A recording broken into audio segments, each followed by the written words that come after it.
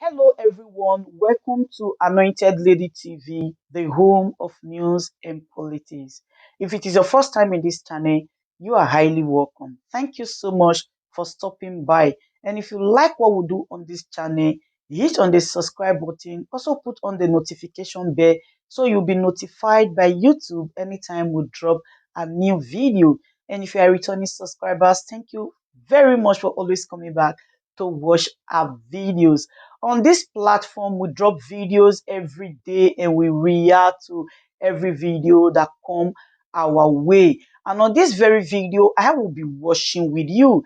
And after watching, let's go to the comment section and drop our opinion constructively. Like our videos and also share our videos if possible. See you next time in my next video. Fellow countrymen and women, I'm here to address you once again in the course of our nation's history. I'm here to address Nigerians, especially on my brother and friend, the former governor of Anambra State, and the former vice presidential candidate of our political party, Peter Obi. Peter Obi is one of the finest Nigerians who is intellectually mobile and administratively sagacious. He's a great Nigerian, and by the grace of God, he has the potential of being a great president in the nearest future. I celebrate you, Peter Obi, and I celebrate your movement for a new Nigeria. I celebrate your conscientization of the Nigerian youth and public on governance and building a new Nigeria.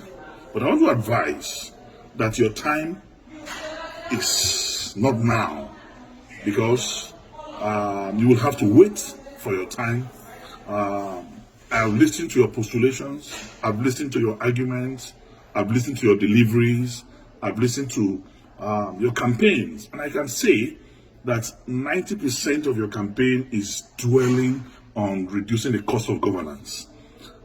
I mean, most of your campaigns is around cutting the cost of governance. And I want to tell you that the problem of this country is beyond just cutting the cost of governance. The problem of this country is beyond reducing the cost of governance.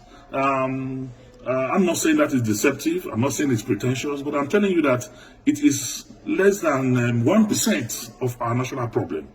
Beyond cutting the cost of governance, and I want to say that cutting the cost of governance, you don't need to be a president to cut the cost of governance. If you have a very effective Minister of Finance, you have a very effective Minister of Budget and Planning, you have a very effective CBN governor, you can cut governance. You have a very effective chairman of the economic team. You can cut governance with the cooperation of a president. But I want to say that that is not our major problem today in this country. What we need today in Nigeria is to unify this country. Nigeria has never been this divided in our national history. Not even during the Civil War are we this divided. There is no trust between the North and the South. There's no trust between the East and the North. There's no trust between the West and the South and the Southeast. So we need one character who have the capacity and capability to unite us together as a nation first, because we need to first believe in ourselves as people. We need to believe in our unity. We need to believe in our togetherness even before we can make progress, because without unity there can be no peace, and without peace there can be no development. So first, we need a unifier. Who can unify this country? Today I want to ask sincerely Peter Obi and his supporters, can Peter Obi be trusted by a typical Katsina man or somebody from the northern part of this country? Can he be trusted as an Igbo man by Middle Belters, by core northerners? The answer, in every sincerity of purpose of heart and commitment, is no. So we need one Nigeria who is going to be trusted by every part of this country, who the North will believe in, who the South will believe in. And that person, without blinking my eyes, is Atiku Abubakar, who, when it was dangerous for any leader to talk about the issue of devolution of powers, when it was dangerous for any leader to talk about the issue of restructuring, he did, with every boldness in him. Today, Atiku Abubakar married a Yoruba man, have Yoruba sons. Atiku Abubakar married Igbo woman. He have Igbo children. Atiku Abubakar married Hausa woman. He has Hausa children. Married a Fulani woman. He has Fulani children. He's a pan-Nigerian. He's a true Nigerian man. Only him, among those who are candidates of presidential, who are candidates of any political party today, seeking for the presidency of this country, have the capacity and potential to bring us together as a nation. So I want to say, it is time for us to think.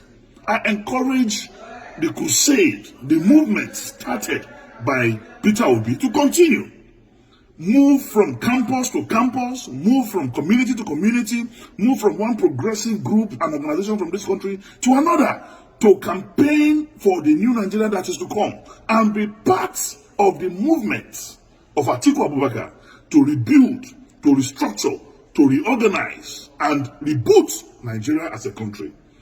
We must speak the truth, and the truth is the truth. You are a great Nigerian. I salute your political and intellectual sagacity. You are one Nigerian that I know. Tomorrow, there's a space for you. But for today, let us forget the social media drama. Let us forget the diaspora euphoria. The truth of the matter is we need a unifier. We need one Nigerian that can solve the problem of insecurity in this country. We need a Nigerian that will have intel from every security facet of our national life. We need a Nigerian that will get intel from Cameroon, from Chad, from Mali, from Benin. We need a Nigerian that has that capacity to solve the problem of Boko Haram, banditry, and kidnapping, because he has intel and connection with the security network in the South African region. And that's Nigerian today. It's Atiku Abubakar.